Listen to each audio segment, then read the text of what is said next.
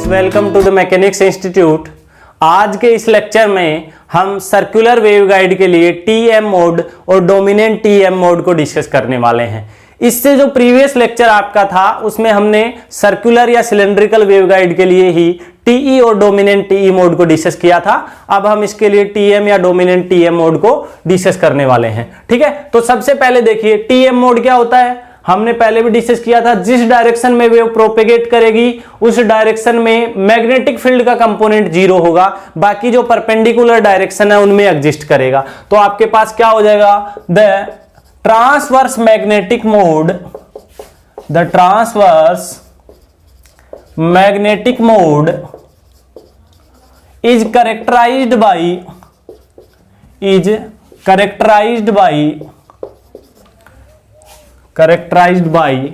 H Z equal to zero. और ये कब होगा, जब आपकी वेव प्रोपेगेट करेगी कौन सी डायरेक्शन में, जेड डायरेक्शन में। वेन वेव इज प्रोपेगेटिंग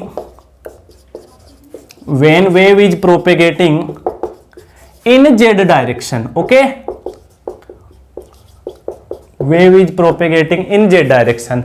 अभी देखिए जेड डायरेक्शन में वेव आपकी प्रोपेगेट कर रही है, तब ये है। इसके बाद हम क्या करेंगे, वाइल इलेक्ट्रिक फील्ड थोड़ी जीरो होगा इस डायरेक्शन में, while electric component Z component of electric field exist, वो जीरो नहीं होगा, क्योंकि अब आप टीएम मोड डिस्कस कर रहे हो। इसमें जो वेव प्रोपेगेट करती है उसको ई वेव भी बोलते हैं। तो हम क्या करेंगे, हेल्महोल्ट्ज इक्वेशन लेके चलेंगे। फ्रॉम हेल्महोल्ट्ज इक्वेशन कौन सा लेंगे यहां पे, अब एच जेड तो जीरो है, तो किसके टर्म में लेंगे, ई जेड के टर्म में। Del square E Z equal to gamma square E Z. और इसका सॉल्यूशन क्या होता है, सॉल्यूशन ऑफ दिस इक्वेशन हम पहले निकाल चुके हैं। सॉल्यूशन ऑफ दिस इक्वेशन क्या होगा, E Z equal to E naught J N के C R cos N phi ई की पावर माइनस आयोटा बीटा जी जेड। इक्वेशन नंबर फर्स्ट है आपके पास, ये आपके पास है। अभी क्या करना है आपको, ई जेड आपके पास है, ई जेड की हेल्प से आपको बाकी जो फील्ड कंपोनेंट्स है E R E phi H R H phi H Z आपके पास ऑलरेडी जीरो है, तो वो सारे कैलकुलेट करने हैं। तो आपको पता है जब आपके पास एक इक्वेशन हो और बाकी सारे निकालते हो तो आपके पास सबसे बड़ा हथियार कौन सा है, सबसे काम की चीज है Maxwell equation. From Maxwell's equation, तो मैक्सवेल के इक्वेशन क्या करेंगे, आपके पास दो ही इक्वेशन यूज में लेने हैं आपको। Del cross E equal to minus iota omega mu H vector, और del cross H equal to क्या हो जाएगा, iota omega epsilon E vector. इन दोनों इक्वेशन को आप सोल्व कर लीजिए, इनके कंपोनेंट निकाल लीजिए और वैल्यू रखते जाइए। तो देखिए मैं इनको कंपोनेंट के रूप में लिखता हूं।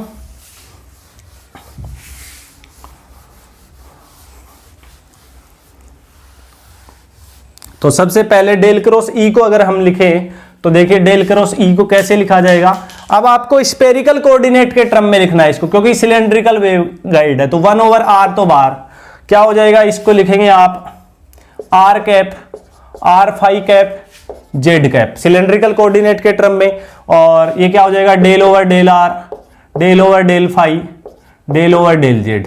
ये क्या हो जाएगा आपके पास, E R r e phi E Z equal to क्या है आपके पास, माइनस आयोटा ओमेगा म्यू क्या हो जाएगा, H R cap plus H phi phi cap plus H Z Z cap. लिख दिया मैंने सिमिलर वे में इसको। तो सबसे पहले आर कैप का कोफिशिएंट अगर हम निकाले तो कोफिशिएंट ऑफ आर कैप क्या हो जाएगा, देखिए यहां से 1/r तो बाहर है।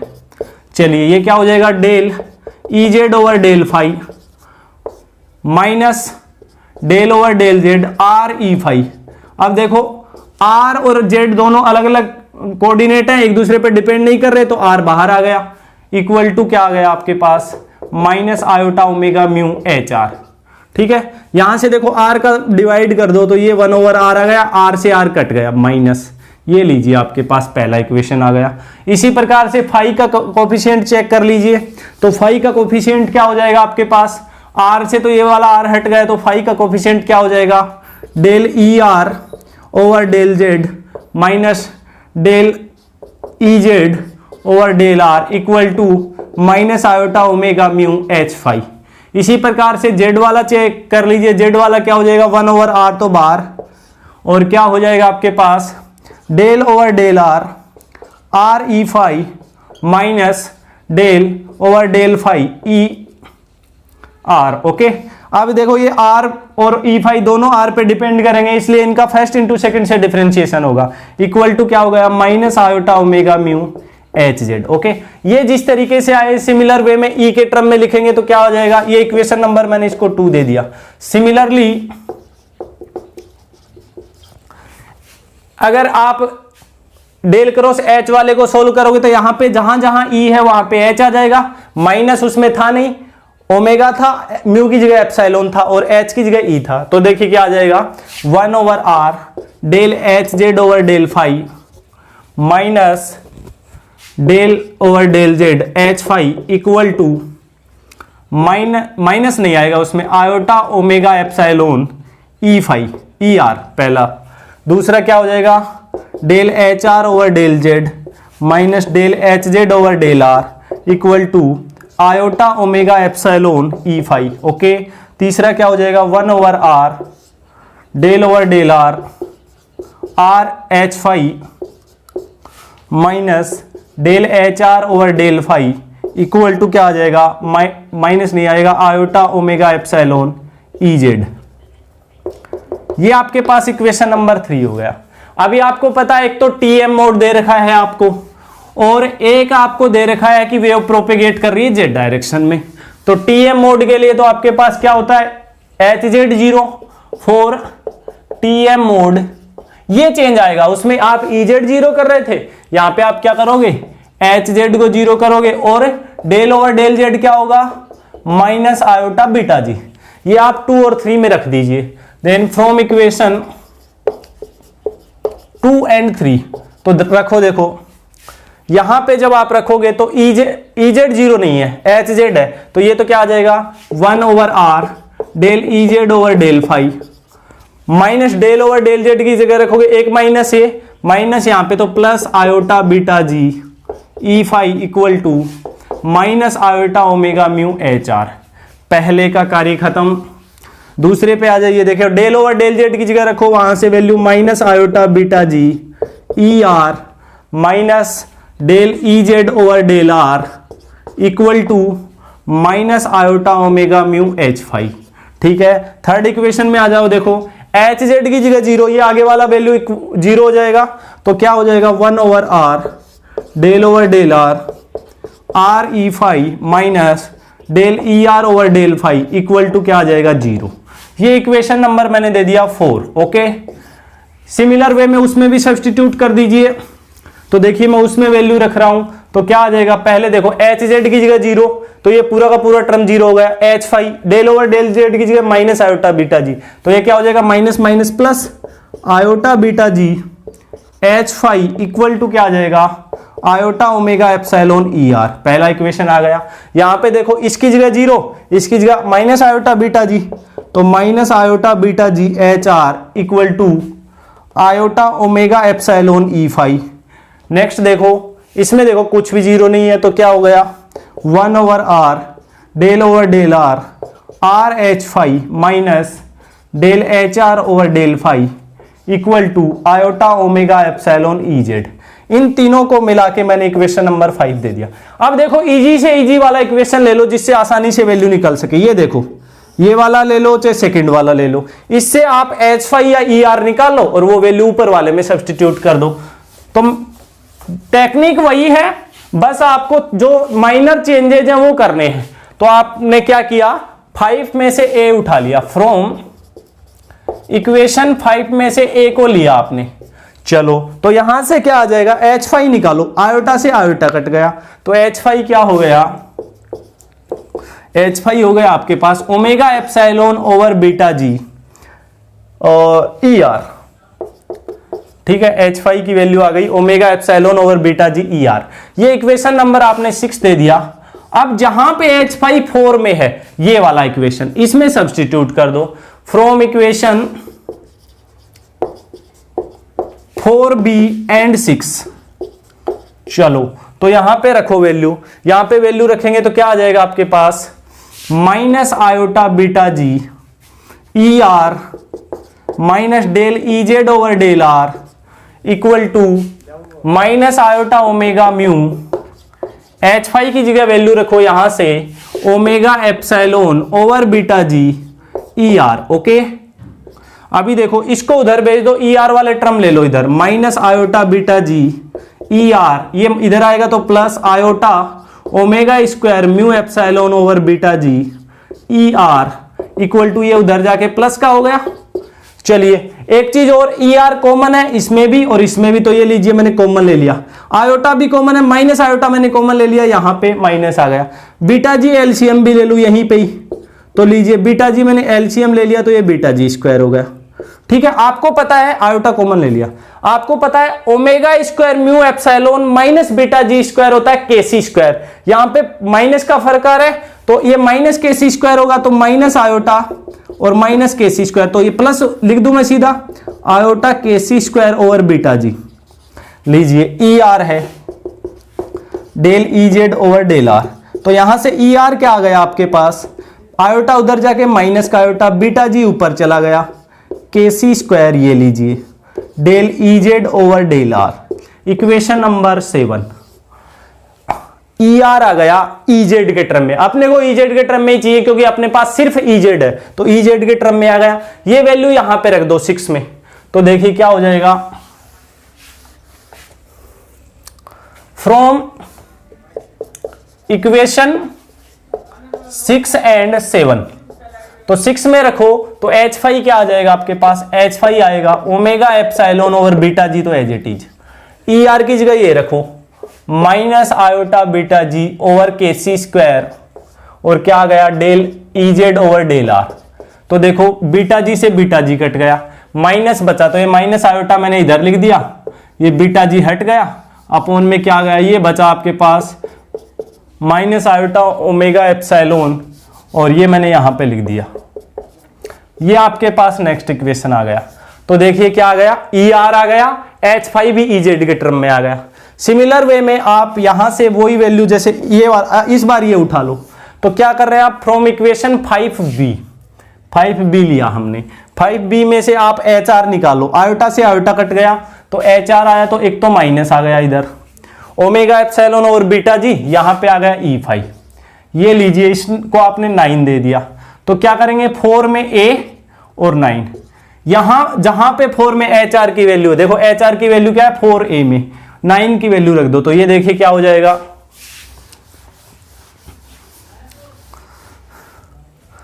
7, एक ही फील्ड कंपोनेंट ये आ गया, एक ही आ गया, आपको एक जो काम में आने वाले हैं वो मैं ब्रैकेट में बंद कर रहा हूं।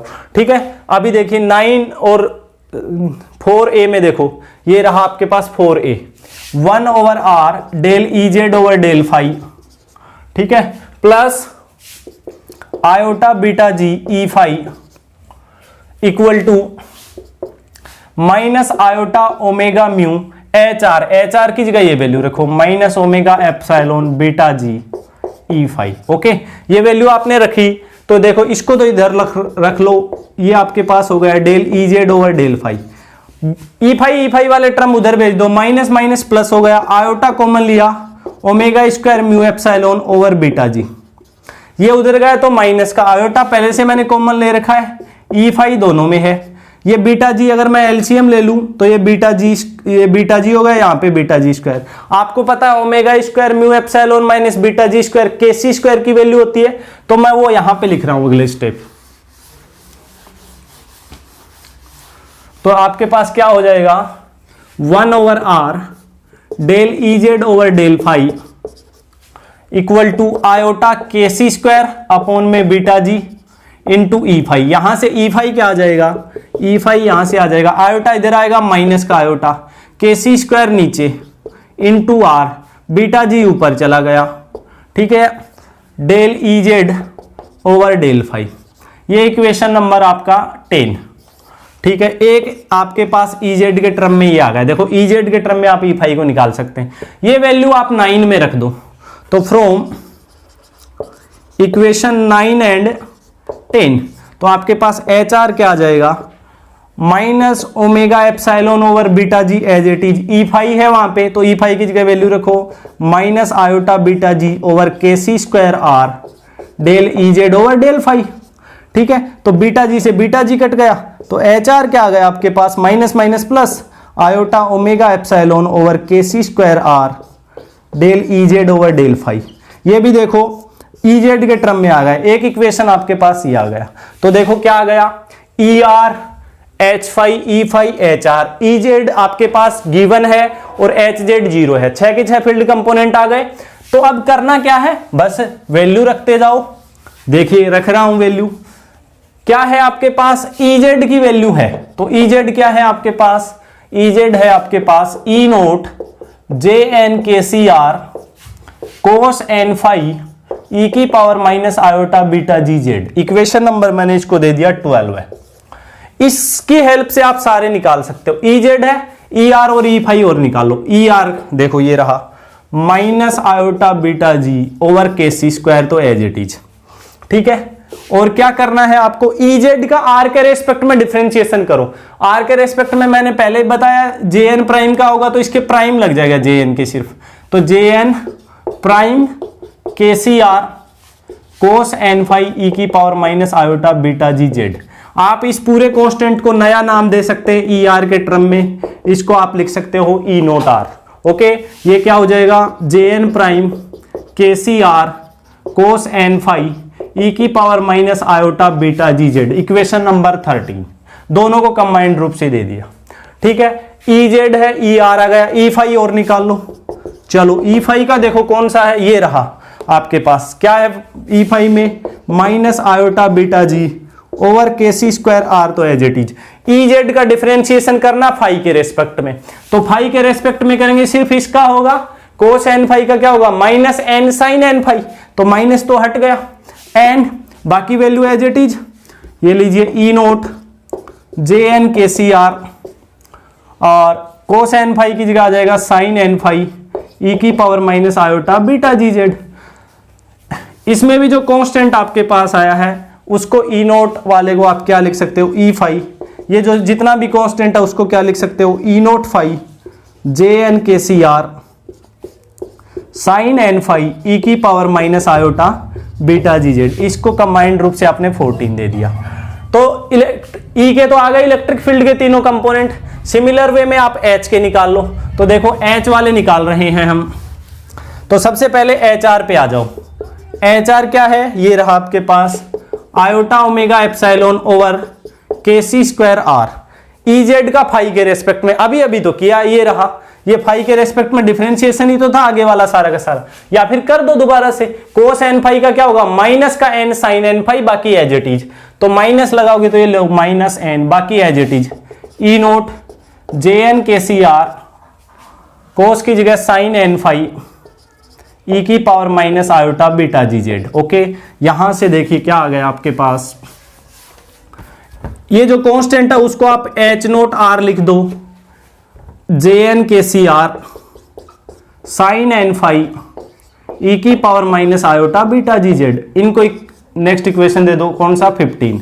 सिमिलर वे में एच फाई और निकाल दो, ये रहा एच फाई, क्या हो जाएगा minus iota omega epsilon K सी स्क्वायर। इसका आर के रेस्पेक्ट में, आर के रेस्पेक्ट में सिर्फ इसका होगा E naught as it is J N prime के C R cos N phi ई की पावर माइनस आयोटा बीटा जी जेड।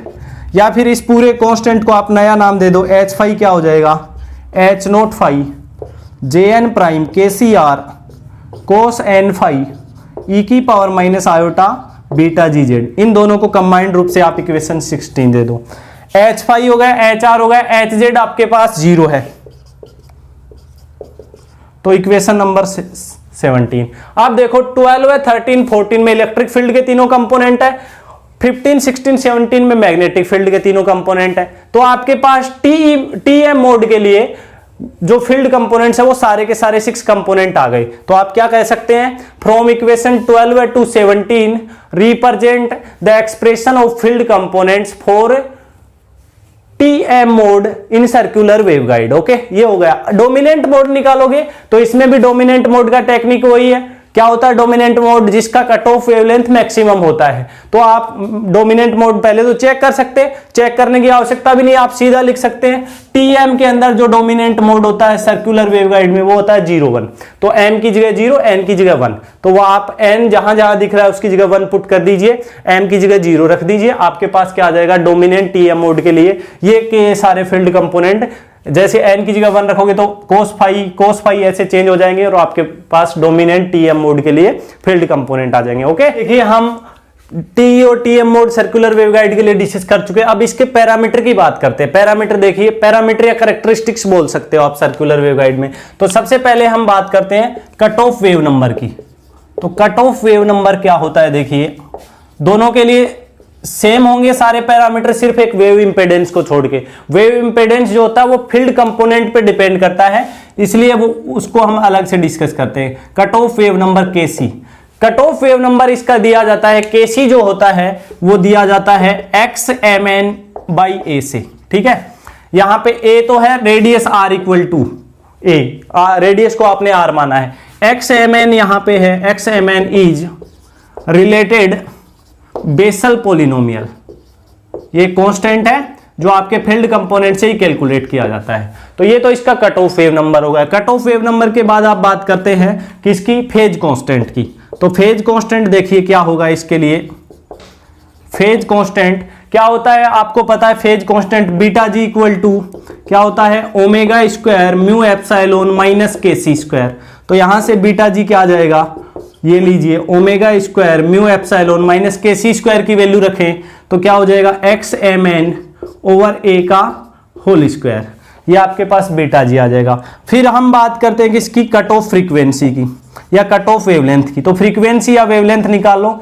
तो कट ऑफ फ्रीक्वेंसी क्या होती है आपके पास, FC equal to 1/2 pi root mu epsilon root of k C square, ये होता है आपके पास। तो इसकी वैल्यू रख देंगे आप, तो क्या आ जाएगा देखिए FC आपके पास, FC आ जाएगा 1/2 pi root mu epsilon K सी स्क्वायर का अंडर रूट, मतलब के सी की वैल्यू रखनी है। तो क्या आ गया XMN/A। यहां पे आपको पता है रूट म्यू एप्सिलॉन की जगह आप 1/रूट म्यू एप्सिलॉन की जगह C भी रख सकते हो। तो इसकी वैल्यू क्या हो सकती है, C/2 पाई XMN/A भी लिख सकते हो। ये कट ऑफ फ्रीक्वेंसी आ गई। नेक्स्ट है इसमें वेव इंपेडेंस। वेव इंपेडेंस दोनों के लिए अलग अलग होता है। फॉर्मूला क्या होता है, Z इक्वल टू HY/EX या EY/HX। ठीक है, उससे हम निकालते हैं Z इक्वल टू Y और X नहीं आएंगे यहाँ पे आएगा HR/E5।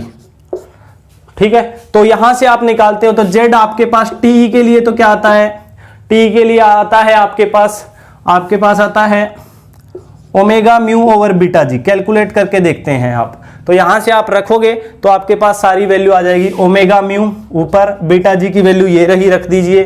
क्या आ गया, omega square mu epsilon minus XMN/A square. ये तो आ गया TE मोड के लिए। TM के लिए आप कैलकुलेट करोगे यही चीजें, आपको क्या रखना है, HR और E5 की वैल्यू रखनी है, तब आपके पास ये आएगा बीटा जी ओवर ओमेगा एप्सिलॉन। तो यहां से बीटा जी ऊपर चला जाएगा, omega square mu epsilon minus XMN/A का होल स्क्वायर अपॉन में ओमेगा एप्सिलॉन। तो ये इसके कुछ पैरामीटर हैं जो आप कैलकुलेट कर सकते हैं। सिमिलर रहेगा उसकी तरह, बस इसमें ये जो केसी है वो नए फॉर्म में दिया जाता है।